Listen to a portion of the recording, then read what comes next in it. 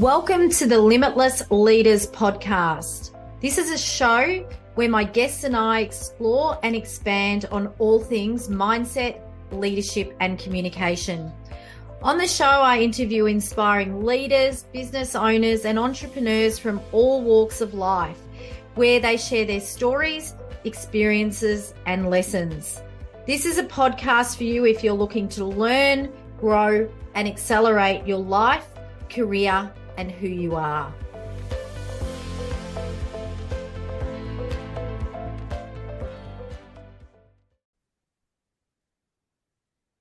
Welcome to everyone to the Limitless Leaders Podcast. As we're entering almost the second quarter of 2026, seeing a lot of opportunities and challenges out there with leaders and teams.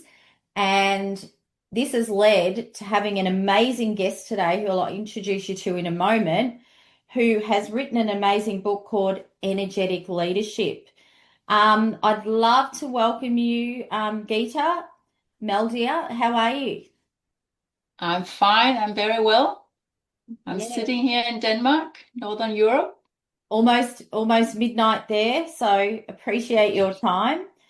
So you're the owner of Evoke New Leadership, and you're an intuitive and visionary pioneer in leadership development. People, customers, and business development and futurism has always interested and motivated you.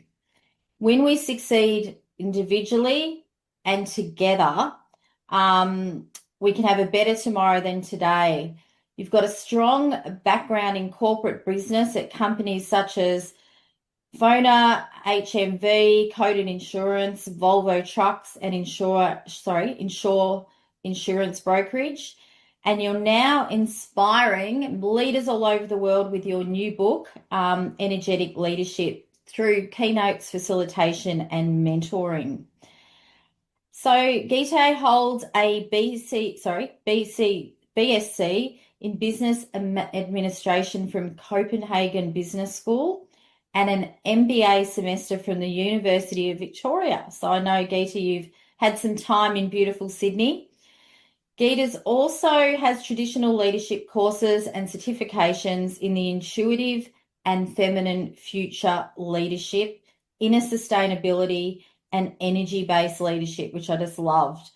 So Gitte, as you know, is chiming in from Denmark, but has lived in London, Sydney, Kuala Lumpur, and now in Europe. So welcome to the show. Thank you very much for inviting me. My pleasure. I've been really excited to have this conversation with you, Gitte, and even before we kicked off today, I think we could have almost recorded what we were talking about. I always love to ask my guests, how have you got to where you are today? What's your origin story?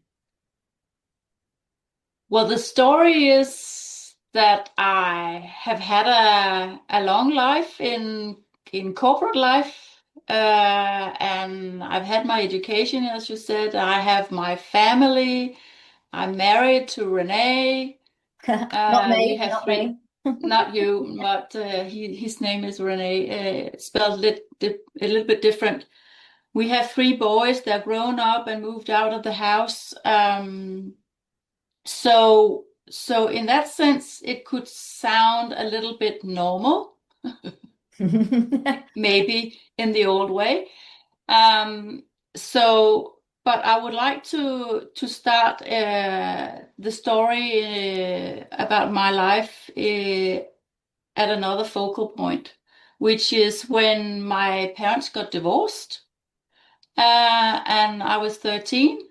So when I was my late teens, I thought, okay, one of the things that I would like to do is to find the love of my life, or I want to be able to do it better than my parents did, because that was really something. Yeah. That is the first time where I really took a decision to try and follow my heart. Then I did it again. I actually quit my career when I was 31, and we moved to Sydney. Yeah. We stayed there for 2 years, and our third son is born there. But doing that was in the 90s, and people were like, what the heck, you should be having your career on full speed. And I was like, no. And again, there was something in me that had the courage to take that decision. Yeah, and it's a big Then one. then we came back, and we also were in Kuala Lumpur, but coming back and then back into the grind and whatever. And I've had a great time in corporate life, but I think around 2012 got more frustrated about why is it I cannot, in what I'm doing, but also the whole organization. I worked very much with the business development, and how are we doing our value propositions, our customer journeys, and pulling the whole organizations together in order to deliver. And it was becoming more and more difficult. Is it the performance culture? What is it that makes it so difficult for the organizations to work together? And that's where I started sort of my own journey that really took off. And when I call it my own journey, it's more my own personal journey. Yeah.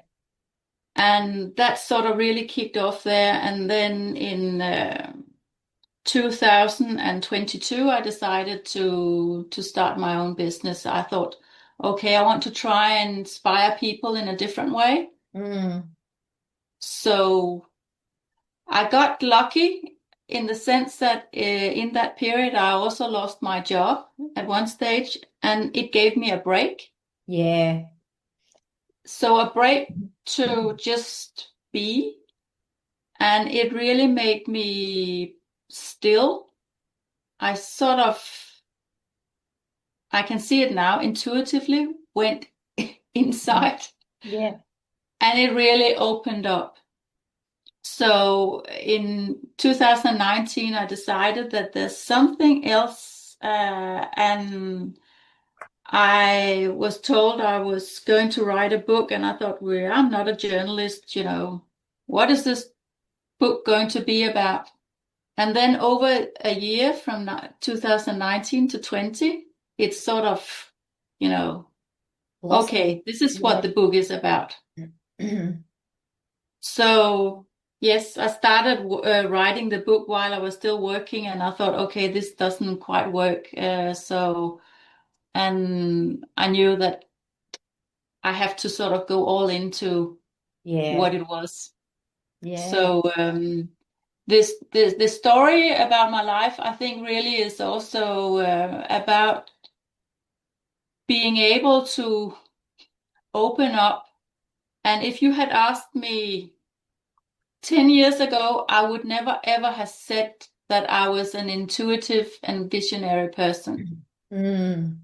But opening the lid on this pressure cooker, yes, I get it it's sort of, now it's all coming out. Yeah, amazing. And thank you for sharing that. And I think, what's important about your journey and anyone's journey is there are those defining moments. And I really resonate because my mum and dad divorced when I was 8, and I left my corporate job at 31 as well. And it's a big step, especially back then. Now everyone's got these side hustles, but 20 years ago, leaving the safe cocoon of the corporate world, everyone's just waiting for you to come back, sort of thing. So I think well done, and I love what you said about intuition. I'm an intuitive as well, and I think we need to lead much more with our heart and intuition than just our head. And that comes into all the energy, which will, energetic leadership, which we'll talk about. So if I asked you, I always love asking, what does leadership mean to you? Because it's, it's a common word. It's become, I believe, a little bit beige. Everyone just assumes leadership's the one thing. What does it mean for you, Gitte? For me, it's really being true to yourself, to make sure that you are listening. I call it the soul. Yeah. You could Yep. call it the heart, the inner self, but Mm. that you are really leading from that special place. Uh, so you have your soul with you when you are here on earth and when you both lead, but also especially when you live. Live, So yeah. it's that so that is really and it's back to consciousness again. Mm, So leadership is to be conscious about yourself, because I find that when we do that, we are all leaders in our own lives. yes. And some of us would then like to be leaders for other people also. Mm, So when you are really focusing from that from that sort of place, I find that you become unstoppable, but in a healthy way. right. Yeah, beautiful. And it's, yeah, like you said, it's leading from within. And I agree. I think we're all leaders of self and our lives. I Mhm. don't know, we actually do leadership programs for graduates that don't have a team, and they're like, but we're not leaders. But how often do you see people in corporate that they don't have a team, but they stand out as a leader? Do you see that? Oh yes, Mm, very often, and I think especially when we are seeing all these new, more organic organizations being created, yeah, where you're not necessarily a formal leader, but you are lead of a project or a team, or you can, a team, but maybe not for more than 2 months or something. I think these skills and competences are really important yeah, to definitely. practice. Yeah, and practice ongoing. And I love the quote that you've got, which is when modern life design collides with old leadership habits, it's time to tap into intuition and unleash our energetic sense of the future. I absolutely love that. And I'm very into that whole soul leadership, and those of you listening or watching out there, some people go, oh, Renee, it's a bit woo woo. And I'm like, it's a bit woo hoo, because at the end of the day, we all have souls. And I think it's coming from the inner depths of who we really are, and leading truthfully. Yeah, Leading with truth. truthfully is really, or when you also, because yes, you can find it either people would think it's, religious, type thing, or Oh, woo, or yeah, pink and fluffy and whatever. But really, if you try and sense your energy and you really are doing something that seems, you could say, limitless or effortless, or you're very at ease with it, yeah, try and think about or resonate, why is it so? yeah. uh and when I'm trying to force myself into something, and I can sort of, Mm, you can really even get nauseous or something, because you are maybe doing something that your body does not like. yeah. So so it's becoming more, yeah, conscious about Conscious. how we are Yeah. reading our language from the body. I love it. And it is about stillness. And those that know me know I'm not, the only still thing about me is the water I drink. But being still, and I've had, as I've mentioned to you, a horrific hospital incident recently where I almost lost my life, and it I feel different from that. it's the first time I've actually gone, I need to go more deeply inwards. Um, and it's not indulgent. It doesn't mean it's good. I've got to go lock myself in an ashram for 6 weeks. Maybe I'll do, but it's just about really feeling what you feel, knowing what you know. And like you said, it's being aligned. My big word of 26 is alignment. Mm, Are people, situations, clients aligned with my purpose and value? Because it's easy when they are. mm. Um, and I think too, going back to the intuition, if I ever have to make a decision and I'm umming and ahhing, then it's not a yes. I think and that's a really good, everyone's different, but that's a barometer for me now. I automatically can make decisions, and if I don't, there's something in that.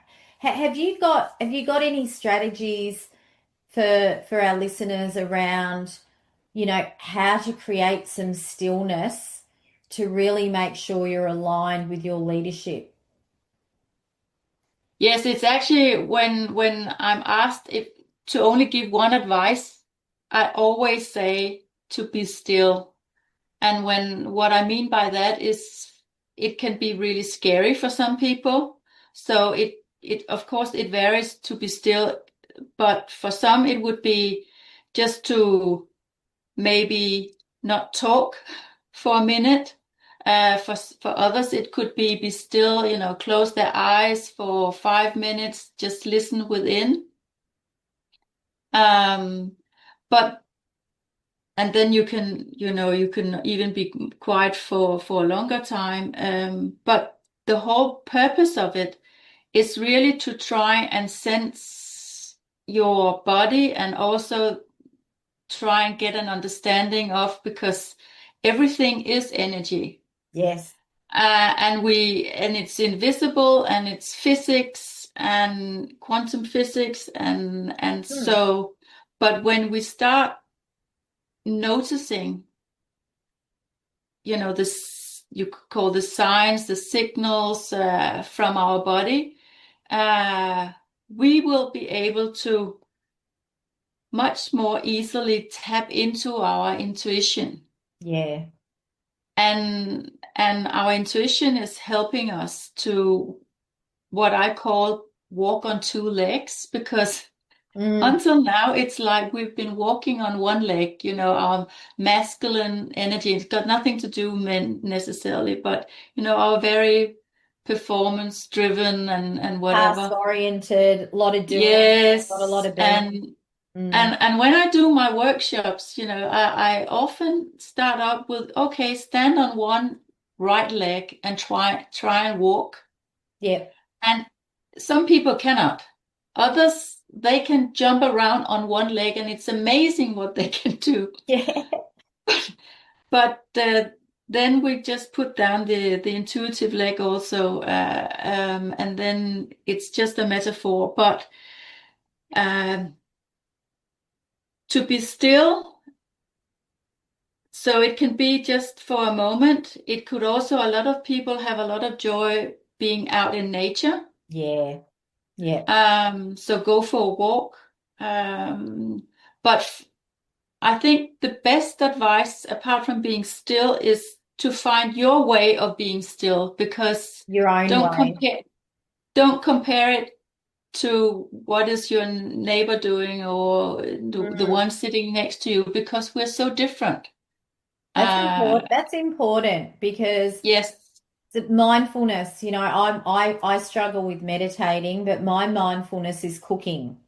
Mm, I love cooking from the heart, no recipes, and mm, that fills my cup. And I think that's a really important point is find your own stillness.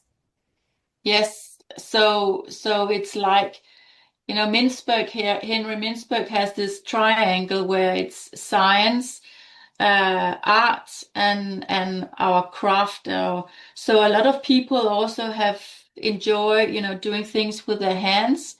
Others would like to do, painting something Yeah. or so because we can be very judgmental about, what is the right thing and what is not the right Mm. thing. So leave that and be still, and the answers will sort of come Yeah. out of you.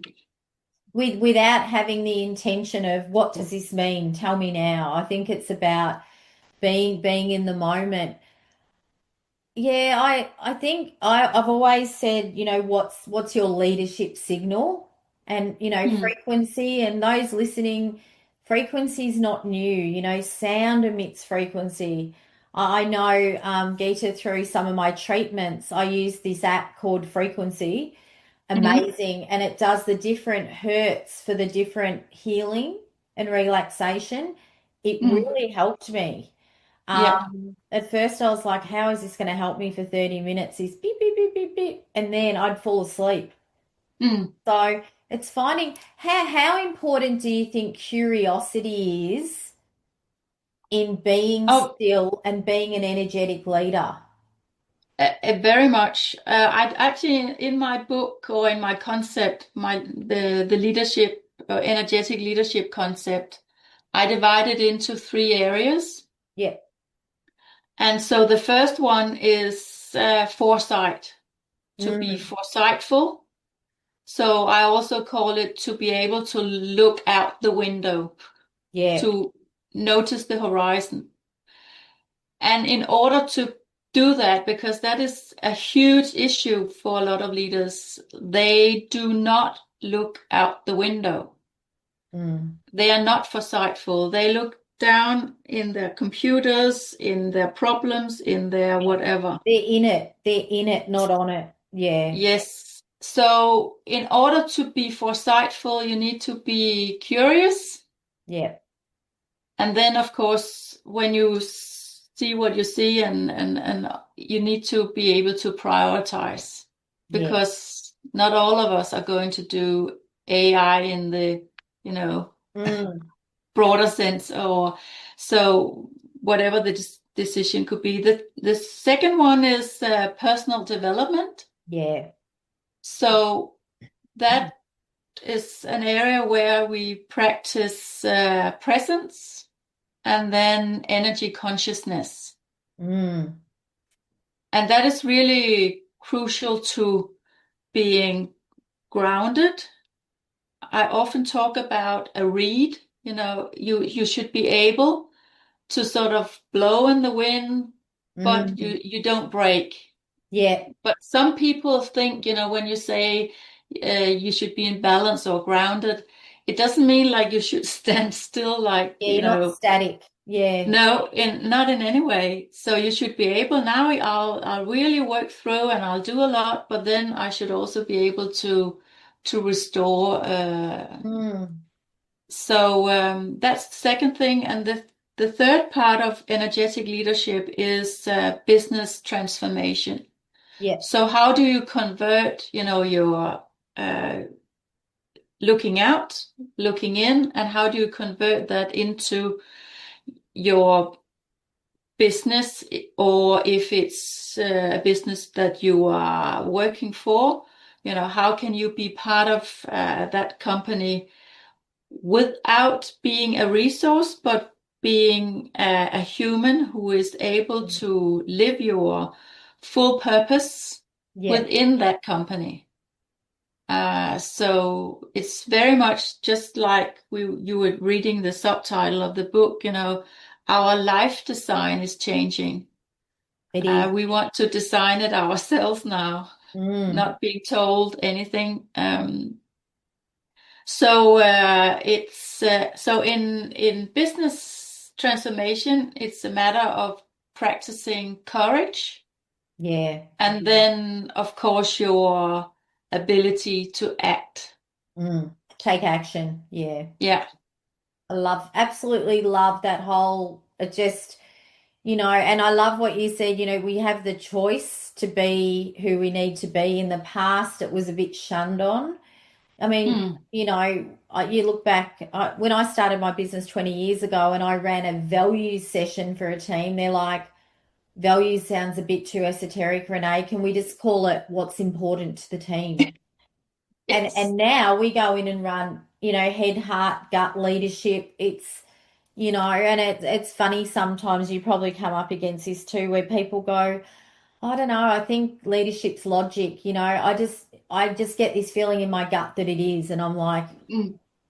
listen to what you just said, you know. Yes. Um, so with just and you work with lots of leaders and teams, what would you say at the moment? And we're in April 2026. What would you say are the key, just maybe the key two challenges you're seeing with leaders? What are the main two? I know there's a few, but I'd love to hear because you're in Europe, you know. Yes, I'm in Europe, and it's because of the situation in Europe and the whole thing. There's a huge focus on how do the leaders create some kind of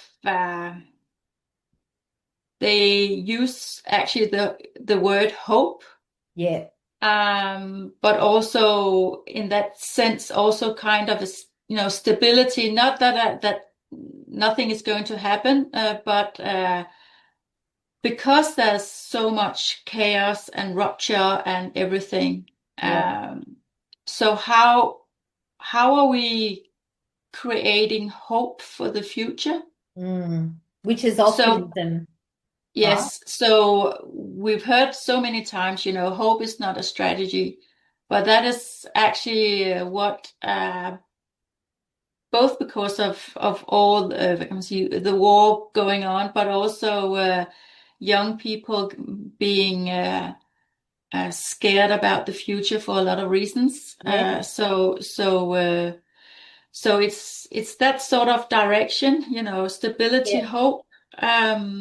But also the second one, I would say, is to create that kind of environment where you have a lot of people call it psychological safety. safety, Yeah, yeah, or if you feel safe, safe space. but Mm, yeah, safe space. So it's really back to this some kind of stability again, safe space and stability. mm, You need to be able, if you are sitting with a leader team or with your own team, that both that you feel safe, but also that they feel safe.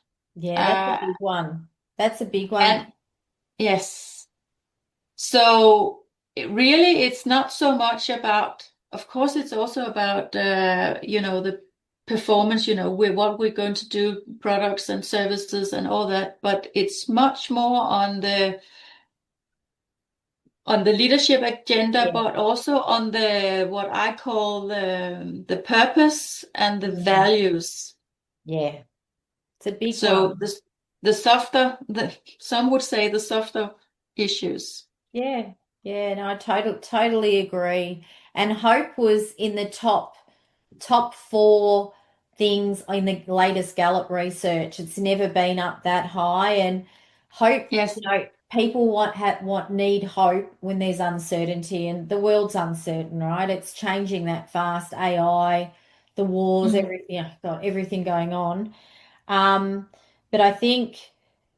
Yeah, it's hope for me is optimism, because the definition of optimism is hope for now and the mm, future, and bringing that in.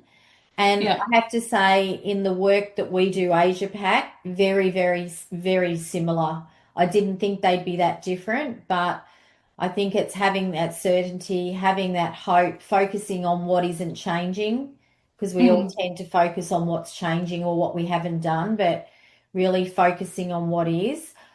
Um, I have a bit of a concept called gift mindset, which is seeing the gift in challenging people, challenging situations, positive people and situations. And we know mm. when we achieve something positive, there's been a lot of lessons or gifts along the way. If you had one key lesson that you've learned in life or business that really you keep using now to progress forward, what would that be for you? For me, it was when suddenly it struck me that what is this thing about ego? Oh, yeah. what is it? Do I have an ego, and what is it, and what is it doing to me, and that whole thing. Yep. For me, I call it the dance with the ego and the soul. Mm. So so that really sort of caught my attention Yep. and made me sort of dive into all this, you could say, understanding of how do we work as humans? How Yeah. is it? What is the ego for? It is good in certain ways, but you also have to not follow it in all the ways. Totally agree. I call it the DJ in our head. And because it's Yes, usually in our own voice, we listen to it, right? So it's yes, reducing that airtime to that ego. And we do need it, but I love that, the dance between the two, mm, soul and ego. It's almost truth and what is perception, maybe, mm, isn't it? yeah. Yeah, interesting. So Or, look, or well, another answer could be also, which has been really close to me, is setting your boundaries. yeah, So and really that who is responsible for your life? No one else than yourself. So we can, keep blaming lots of people and whatever situations but mm, how can we take back the power? yeah, I love Uh, that. I love that because yeah, you can't change the external world, but you can change the way you manage it and lead yourself.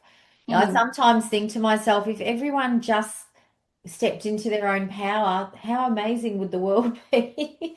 Sounds It yes, does sound easier said than done, but it's a journey, right? Of awareness, self-awareness.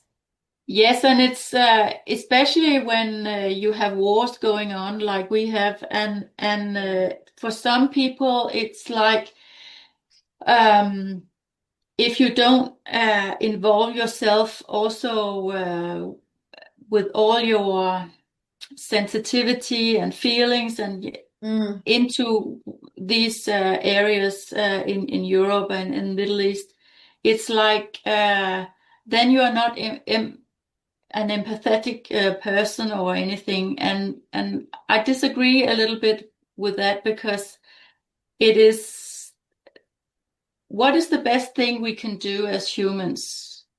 It is to look after ourselves, yeah. and then we are the strongest. And then that doesn't mean that I'm not disagreeing with what's happening and not feeling really sad about what I'm watching, but I'm able to watch it in a more, you could say, way that it's not Affecting. getting to me and it's not Yeah. draining me and it's not taking my energy. So it's back to the boundaries again. Yeah.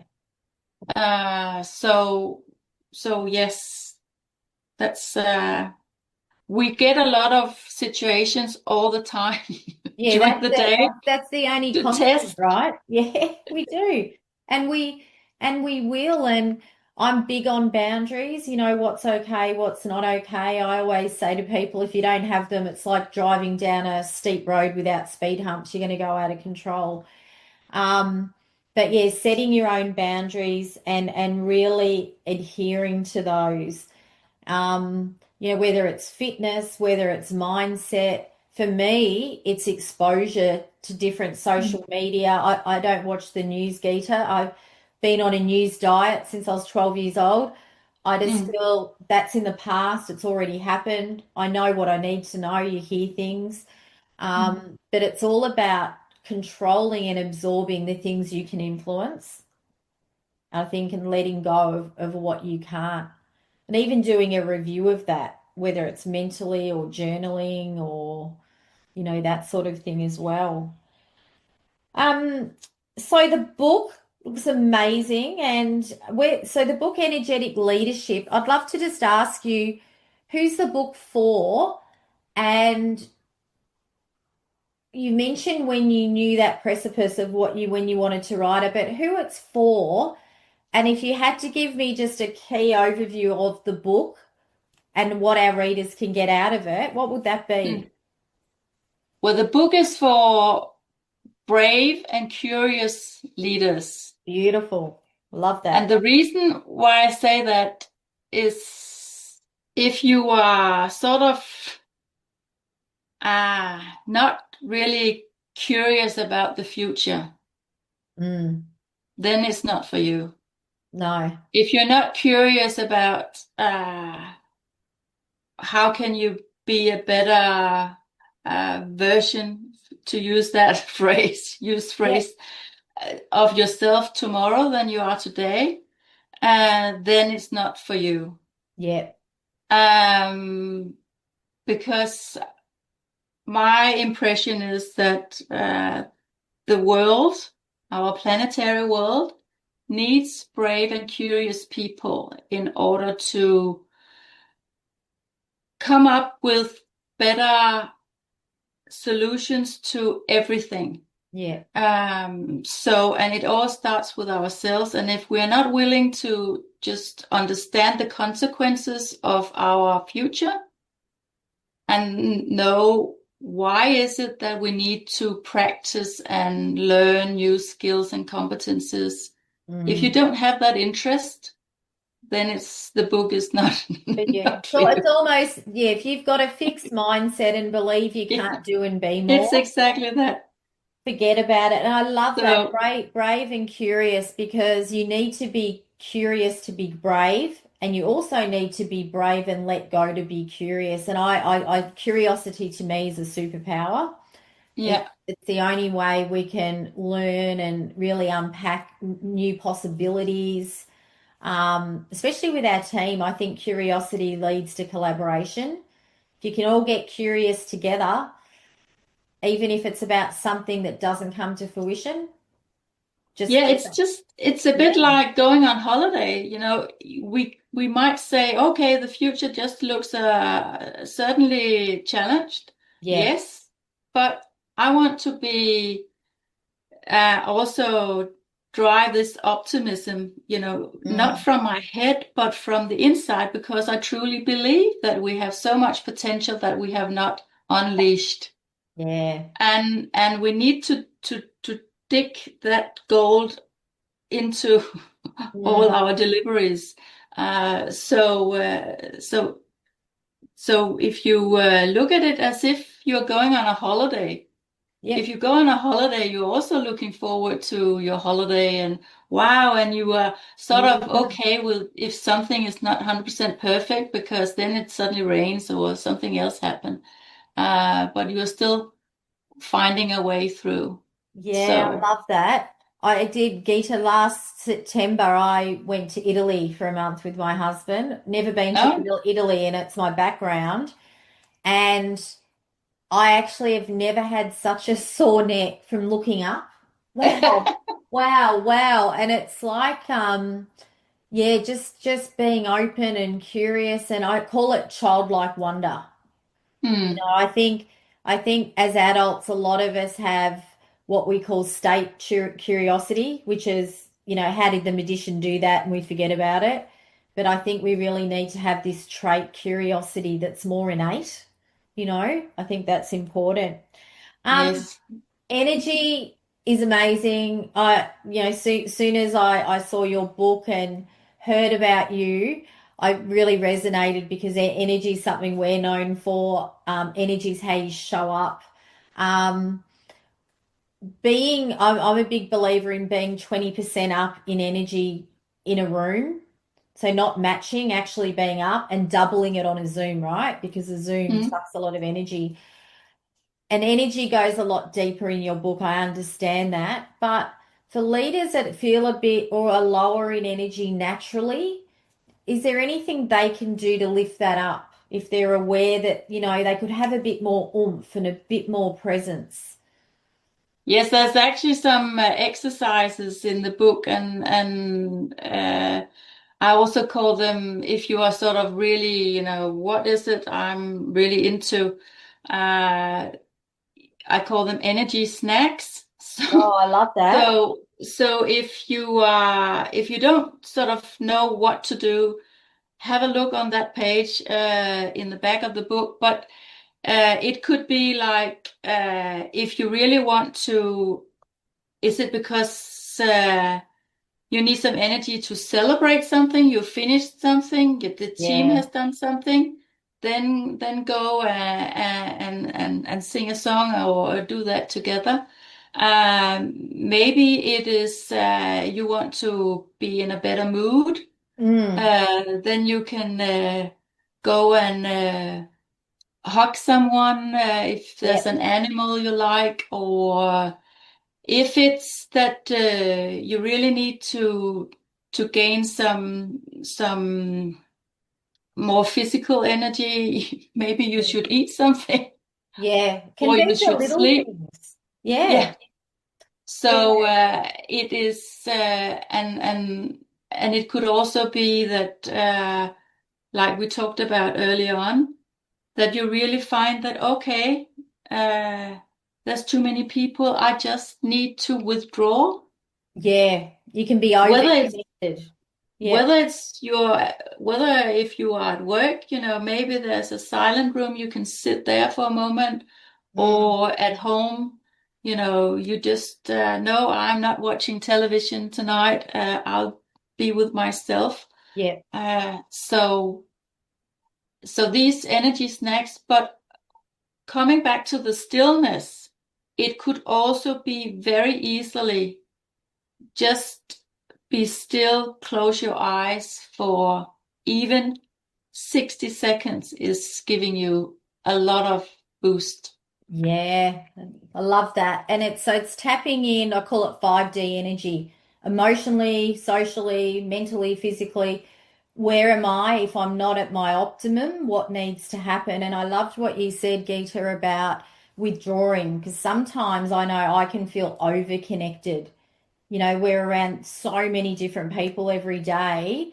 It can get to a point where it's too much. And going Mm. back to your still point, I think I love that. So, Geeta, for our listeners and the viewers, where can they get your amazing book, Energetic Leadership? They can find more on my website about energetic leadership, and the website is energeticleadership.eu. So they will be able to find the book there, but of course they can find the book anywhere where they buy books, Yeah, physical books or audio books. The audio book is on Spotify. excellent. Yeah, the physical book is where you buy your books online, Love book it. And shopping. and Mhm. we'll put all your details in the show notes. So if I recommend purchasing this book and investing in yourself. And remember, PD, personal development, doesn't mean you have to do a 12-month course. It's a podcast, it's reading. Ask yourself, what do I need now? And then you can go out and get that. Mm. Geeta, just before we finish up, I have some quick trivia. So I'd love to know, what's your favorite word? I know it's a bit different, this one. Balance. I Mm, actually have my calling, which I wrote down many years ago, and it is to inspire to better consciousness and balance. But balance has always been my word, yeah, I sort of. love that. And you know what I love words. I'm a bit of a word nerd, but balance is actually balanced, the word. It's like Mm. discombobulated. It's sort of, do you know what I mean? Like, it's Yeah. interesting. What is your favorite noise?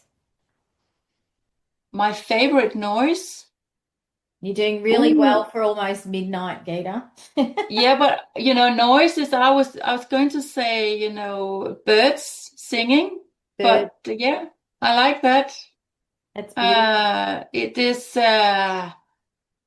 It is positive. Yes, it's spring in Europe right now, but it's also if you're not able to hear the birds, then there's definitely something wrong Wrong. where you Yeah, definitely. I for a get lot of that. reasons.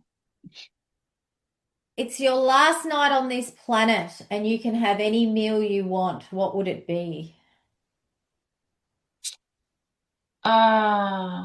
It would be a meal on the beach with a fire and a fish, whole fish, barbecued Oh, or roasted or whatever yeah, and love that. some some nice greenery and a nice piece of fruit, Fruit. any kind of fruit. Yes. Love it. I love it. And if you were to pursue any other profession not related to what you're doing now, what would it be? When I was young, I wanted to be an architect. And there's something about music. I love music. Mm, I don't have the talent to play, but I would like to be or work in a music place. yeah. Yeah. I've actually written down that I want to. It's a little bit maybe not or off, but I want to die in a jazz club. Oh, So wow. so I imagine myself there, old. Eating fish, watching a visual of the beach, Oh, yeah. hearing the birds. Yes, old lady sitting there and then suddenly passing out, listening to some jazz music. I don't know. I love that. I love that. Yeah, I always ask these questions. They're a bit quirky, but you answered them so naturally. Some people come back with, I just can't think of anything. So well done being it's almost midnight there. Gitte, I want to say thank you so much for sharing your wisdom, your amazing book, Energetic Leadership. Make sure you grab a copy. Do you have just in just one sentence, one key piece of advice for people to be an even more energetic leader? My key advice is three things. It is to know your future trends, to learn your energetic leadership. It could also be limitless leadership, but know your leadership and then be still. I love that. Beautiful. Thank So you. you're welcome. Absolutely amazing. I've loved our chat, and make sure if you've enjoyed this podcast that you share it, like it, review it. In the show notes, we'll have all of Gita's details on where you can buy her new book, Energetic Leadership. And stay tuned, 24th of April, Melbourne time, 10 a.m. till 11 a.m. I'm going to be running Reimagine Leadership. So this is a complimentary webinar because we're 20 years in business and I love giving back. And during this session, we're going to uncover the 5 key traits of leadership intelligence. So make sure you get along to that. Get your place. Seats are limited. Would love to see you there. Just go to our website and go to events and you can register there.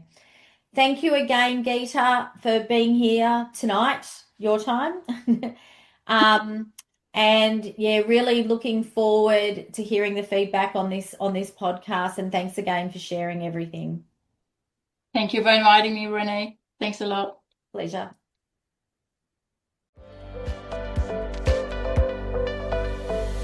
Thank you for listening to the Limitless Leaders Podcast. So you don't miss an episode, make sure you follow the show in your favorite podcast app.